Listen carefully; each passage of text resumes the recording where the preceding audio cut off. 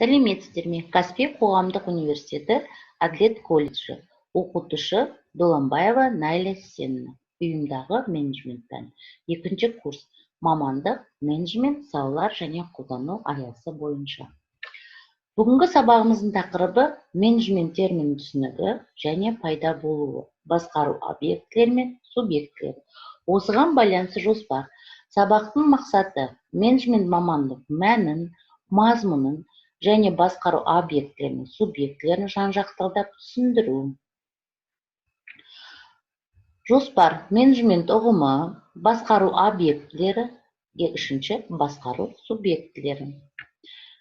Менеджмент ұғымына кеңірек тоқталатын болсақ, біз Қазақстан Республикасы нарыққа өту кезеңіндегі басты міндеті өндіріс пен бизнесті жаңа талаптарға сай іскерлікпен басқару, кәсіпкерлікке деген қызығушылықты одан әрі дамытып жетілдіру. Осы жағдайда мақсатқа жетудің басты құралы менеджмент болып табылады.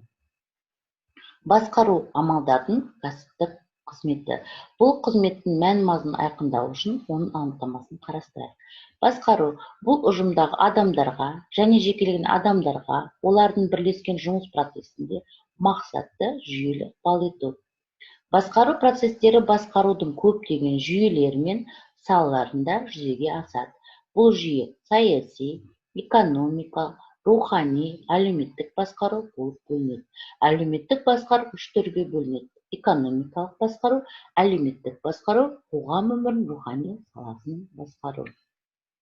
Қазақстан экономикасының нарықтық қатынастарға өтуіне байланысты менеджмент ұғымдары кезеңді. Менеджмент нарық жағдайында әрекет етуші фирманың менеджмент экономикалық қағидаларын, материалдық және еңбек ресурстарын тиімді пайдалана отырып, алдына қойған мақсаттарын кәсіби жүзеге асыратын жеке қызмет түрі. Яғни, қарапайым сөзбен айтсақ, ол өзге адамдар іс-әрекетін, ынта-жігерін, еңбектерін пайдалана отырып, алдына қойған мақсаттарға жету формаларының жиынтығы деген мағынаны білдіреді. Жалпы менеджмент бұл ағылшын сөзі. Басқару, меңгеру, ұйымдастыру деген мағынаны білдіреді.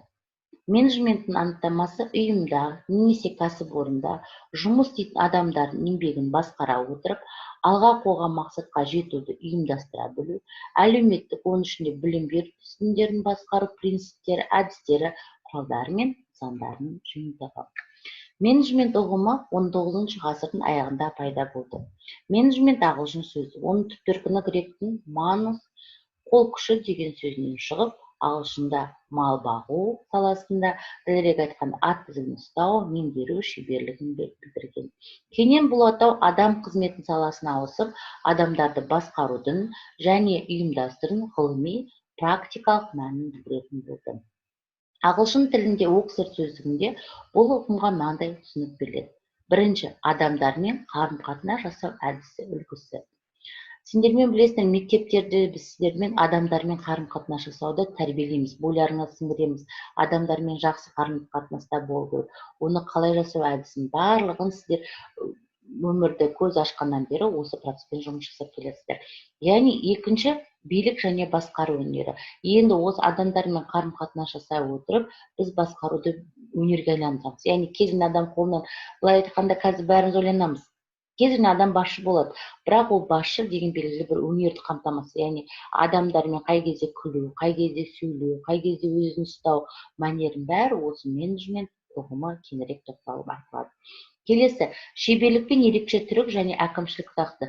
Яғни басқару бұл шеберлікті қажет етеді. Яғни кәсіпорынның дамуы үшін ары қаратай жақсы бір адамдардың мұқтажын қанағаттандыру, жақсы бір талаптарға сәйкес болу үшін бір шеберлікті қолдана білу керек басқаруда. Адамды өзіне қарата білу шеберлігі. Осын басқару орган әкімшілігі бөлігі. Менеджмент міндетіне басшылық етуіне, жаңа рыноктарды игеруіне, жұрттың мұқтажын қанағаттандыру. Енді осы жерде мен негізгі бір нені көрсетейін, егер кәсіпорын нашар әрі тиімсіз жұмыс істесе, онда оны жаңа қожайыны жұмысшыларды емес, басшыларын ауыстырады дейді. Бұл принцип енді бізде қолданбайды, бірақ біз жапондық, болашақта жапондық, американдық менеджментті қарап тұрғанда, жапондық менеджментте осы принцип қолданылады. Яғни кәсіпорын нашар жұмыс жасаса, кәсіпорында жаңа белгілі бір көрсеткіш жетпейтін болса, яғни оның басқарушысын ауыстырады. Сонымен сонда жаңағы басқарушы, мысалы осы жерде біз айтамыз, жақсы басшы ол жақсы тактиканы, жақсы стратегияны қолдана білу керек. Яғни осы менеджментте стратегия деген сөздің мағынасы бірге пара-пар келеді. Яғни жақсы стратег, менеджер, басқарушы осы принципте жұмыс жасау керек. Сонымен менеджмент дегенім ұжым жұмысын ұйымдастыру, кәсіпорын жұмысын ұйымдастыру, қызметкерлер мұқтажын барынша толық қанағаттандыруды, олардың жұмысын жағындандыруды, әрі тиімділігін арттыруды көздейтін мақсат болып табылады. Менеджменттің келесі қызметтер атқарады. Кәсіпорын жұмысын жоспарлау және болжау. Кез келген жұмыс, даже сендер өмірде ең бірінші біз ертеңгісін ұйқыдан тұрғанда жоспарлаймыз. Бүгін не істесем екен? Сол сияқты кәсіпорын жұмысын ең бірінші жоспарлау және болжау қажет. Екінші, басқару стратегиясын, бағдарлама іс-әрекетін жасау, қаржыландыру көздестерін іздестіру және белгіленген шешімдер бағдарламаның орындалу мерзімін анықтау. Және ранг дәрежесіне байланысты барлық жұмыскерлерін орындауға, жүзеге асыруға тиісті жұмыстарын ұйымдастыру, жұмыстың орындалу құрылымын ұйымдастыра білу қажет. Сөйтіп барлық қызметкерлердің күш-жігерін өнімді жұмысқа мақсатпен бөлу және оны жоғары тиімділікке мақсатты бағыты. Яғни басшы, басқарушы барлық проблема мәселелерді шеше білу қажет. Қаржы мәселесі болсын, адамдардың мұқтаждықтары болсын, тағы басқа процестердің барлығын игеріп, жан-жақты білімді азамат болу керек. Негізгі белгілері, басқару типі ретінде менеджменттің негізгі белгілерін мыналар жатқызуға болады дейді.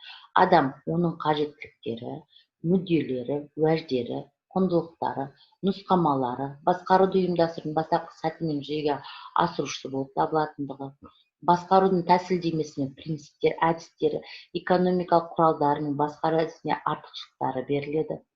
Менеджер мен қызметкерге қойылатын бас талап ретінде көрінетін кәсіби тұрғыдан басқару, менеджментке тән. Қазір осыны келесі слайдтарда көрсетемін. Менеджер болу үшін қандай талаптар қойылады? Әлеуметтік психологиялық жағынан қандай білімді игеру қажет, тағы басқа процестер. Ұйымдастыру ісінде менеджмент жағдайдың өзгеруіне қарай инновациялық типті ұйымдастыруды, яғни жаңашылдыққа жылдам бейімдей алатындай басқаруды икемді ұйымдастыруды. Енді осы жерде айтатынымыз, қазіргі біз 21-ші ғасырда басшының, яғни инновация, жаңашылдыққа бүкіл тәнімен бейім болатын азаматты адамды біз тәрбиелей білуіміз керек, білімді адамды. Яғни инновация деген жаңашылдық кез келген бір кәсіпорында қай жерде мен бай болсам, қай жерде мен белгілі бір жетістікке жетемін, қай жерде мен мені ізденетін талапты азаматтар осы басқару процесіне алып кете алады. Басшы мен қарамағын істерін үйлестіру, яғни басшы өз қарамағында адамдардың өзіне қарата білу, жұмысты үйлестіре біліп, арғардай оны арғардай жұмысты алып кете қойған. Сосын белгілі бір мақсатқа жете білу қажет. Енді осы жерде менеджмент ұғымына кеңірек тоқталып, жаңа айтып жатырмын, 19-шы ғасыр дамыды. Ал енді бізде Қазақстан Республикасында біз тәуелсіздік алғаннан кейін 92-ші жылы жаңадан Қазақстан экономикалық университетте осы менеджмент мамандығы ашылып оқытыла бастады. Осыған байланысты мен көптеген ғалымдар өз пікірлерін айтқан, менеджмент анықтамалар айтқан, соның ішінде көрнекті американдық Леонтьевтің анықтамасын мен сіздерге айтқым келіп тұр. Менеджмент бұл өнім, технология, өндірісті ұйымдастыру, басқару еңбегі, әлеуметтік қатынас саласына жаңарту, инновациялық, жаңалық енгізу мақсатында фирмаларды, компанияларды тиімді басқару принциптерінің, тәсілдері мен формаларының жиынтығы болып табылады деп айтуға болады. Осы Леонтьевтің анықтамасын қолдануға болады. Енді осы менеджментті жан-жақты талдай отырып, менеджмент категорияларын топталамыз. Менеджмент категориялар бұл басқару объектісі және басқару субъекті. Жалпы біз айтамыз, объект деген ол тірі емес жан, субъект деген жаңа адам дейміз, бірақ негізі менеджмент категорияларында басқару объектісі бұл басқарылатын адамдар, басқару субъектісі бұл басқаратын адамдар. Яғни бұлардың арасында тура байланыс және кері байланыс екеуі бір-бірімен байланысты болып келеді. Тоқталамыз. Басқару объектісі бұл басқарылатындардың барлығы, яғни сала, кәсіпорын, бөлімшелер және тағы басқа. Менеджментте басқару объектісі ретінде әр уақытта белгілі бір мақсатқа жету үшін өздерінің іс қызметтерін үйлестіретін және бағытталатын адамдар тобы қарастырылады. Басқару субъектісі бұл басқарушылардың барлығы, яғни саланың, кәсіпорынның, бөлімшелердің басқару аппараты болып табылады. Осы жерде жаңа айтқан тура және кері байланыс. Тура байланыс бұл басқару объектінің субъектісінен түсетін әмір команда, Ал кері байланыс бұл басқару субъектісіне объекттен әмірдің орындалғанын және оның жағдай туралы түсетін ақпаратты көрсетеді. Енді осы жерде біз басқару объектісі мен субъектісін қарастырғаннан кейін бізде менеджер дегеніміз кім деген түсінік пайда болды. Менеджер дегеніміз кім? Менеджер деген сөздің өзі ағылшын тілінде бір нәрсені реттеу, бір нәрсені меңгеру, басшылық ету деген сөз. Менеджер ең тараған кәсіптің бірі. Бұл басқарумен, экономикамен шұғылданатын, заң және басқа да мәселелер жақсы білетін кез келген адам. Әр елде менеджерлерге түрліше анықтама беріледі. Мәселен, американдықтардың түсінігінше адамдар өзіне бағынатын белгілі қызметкерлер нақтылы жұмыстарын ұйымдастыруды жатады. Европалықтардың түсінігінше менеджер кәсіл-тәсілдерді басшылыққа ала отырып нақты жұмысты ұйымдастыратын адамдар. Ал жапондықтар менеджерге ең көп көңіл бөледі, яғни менеджер жауынгер дейді. Яғни оның үрейленуге, қорқуға, қателесуге қақысы жоқ. Және фирманың мүддесіне, оның гүлдеуіне бүкіл отбасымен бірге кірісіп, жаңағы кәсіпорын гүлдеуіне бар үлестерін қосып көреді. Жапониядағы менеджер мектебі негізі Жапон корпорациясының болашақ басшыларын даярлайтын арнайы оқу орындарының жүздеген тыңдаушылары осы өсиетті күн сайын қайталайды дейді негізі. Яғни ол жауынгер, қорқу, қателесуге жоқ. Бірақ біз бұл принципті, біз барлық елдердің менеджерлерін менеджменттегі принциптерді қарастырамыз, өзімізге керектісін аламыз. Біз тікелей осы жапондық менеджментті ала алмаймыз, американдық менеджментті ала алмаймыз. Европа әр елдің өз менталитеттері бар. Барлық менеджерлер үшін олардың қызметтеріне қарамастан ортақ қызмет міндеті болады. Бірінші, менеджер іскер кәсіпорын мақсатын орындайды. Сол мақсатына орындау үшін не істеу керектігін ойластырады. Адамдарға нақты міндеттер жүктей отырып, оны жүзеге асыруды қамтамасыз етеді. Екінші, менеджер ұйымдастырушы. Ол жұмысты жүйелеп бөледі, қажетті ұйымдық құрылымды құрады, басшы жұмыскердің тиісті құрамын іріктейді. Үшіншіден, менеджер көтермелеу шараларын қамтамасыз етіп, адамдармен тығыз байланыс орнатады. Төртіншіден, менеджер ұйымның іс-әрекетін талдайды, нормалауды белгілейді, кәсіпорында жұмыс істейтін барлық адамдардың жұмысын бағалайды. Бесіншіден, менеджер адамдардың қызмет жағынан кемелденіп жоғарылауын қамтамасыз етеді. Енді бағанағы айтып кеткендей, менеджерге қойылатын талаптар. Мәселен, мен осы жерде американдық менеджер Ли Якока менеджердің жұмысын ұйымдастырғанда мынандай принциптерін таңдап алдым. Негізі қандай? Осы принципті біз өзіміз былай айтқанда бала кезден қазіргі көріп жатқан жан-жақты принциптерге сәйкес өзіміз бойымызда қалыптастыруға тырысамыз. Сіздерді соған тәрбиелейміз. Төңірегіне жақсы жандарды топтастыр. Интеллигенттерге және қабілетті адамдарға сүйен дейді. Өзінің бірінші кезектегі мүддеңді айқында. Күнделікті іс-әрекеттің жазбасын жүргіз.